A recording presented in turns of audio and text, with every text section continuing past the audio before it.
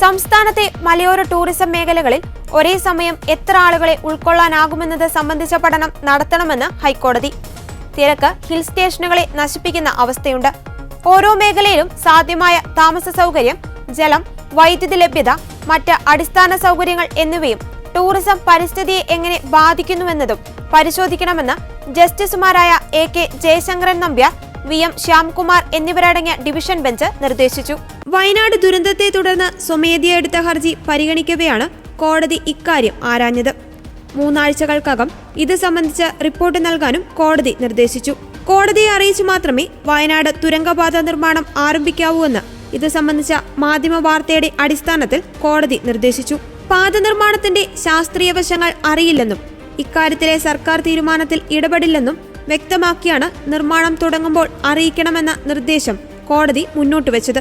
വയനാട് ദുരന്തത്തെ തുടർന്ന് ക്യാമ്പിലുണ്ടായിരുന്നവരെയെല്ലാം വയനാട് സർക്കാർ ക്വാർട്ടേഴ്സിലേക്കും വീടുകളിലേക്കും മാറ്റിയതായി അഡ്വക്കേറ്റ് ജനറൽ അറിയിച്ചു. കളക്ടറേറ്റിൽ 24 മണിക്കൂറും പ്രവർത്തിക്കുന്ന പ്രത്യേക സെല്ലും തുടങ്ങി. കേന്ദ്ര സർക്കാരിന്റെ കീഴിലെ 7 വകുപ്പിലെ ഉദ്യോഗസ്ഥരടങ്ങിയ സംഘം ഉടൻ വയനാട്ടിൽ പരിശോധനയ്ക്കായി എത്തും. കൂടുതൽ സഹായത്തിനായി കേന്ദ്ര സർക്കാരിനെ സമീപിക്കും.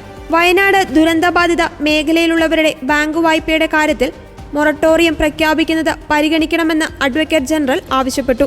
ഇക്കാര്യത്തിലടക്കം വിശദീകരണത്തിന് സോളിസിറ്റർ ജനറൽ ARL സുന്ദരേശൻ 6 ആഴ്ച സമയം തേടി. ക്യാമ്പിലുണ്ടായിരുന്നവർക്ക് വേണ്ടി ലീഗൽ സർവീസ് അതോറിറ്റിയുടെ പരാതി പരിഹാര സെല്ലും ഇവിടെ പ്രവർത്തിക്കുന്നുണ്ട്. വായ്പയുടെ മൊറട്ടോറിയം അടക്കമുള്ള കാര്യത്തിൽ ഉത്തരവ് പുറപ്പെടുവിക്കുമെന്നും സോളിസിറ്റർ ജനറൽ അറിയിച്ചു. കാണാതായവരെ മരിച്ചവരായി കണക്കാക്കാൻ 7 വർഷം കഴിയണമെന്ന വ്യവസ്ഥയിൽ ഇളവ് അനുവദിക്കേണ്ടതുണ്ടെന്ന് അഡ്വക്കേറ്റ് ജനറൽ ചൂണ്ടിക്കാട്ടിയപ്പോൾ സർക്കാർ തന്നെ തീരുമാനമെടുക്കുവാൻ ഡിവിഷൻ ബെഞ്ച് നിർദ്ദേശിച്ചു.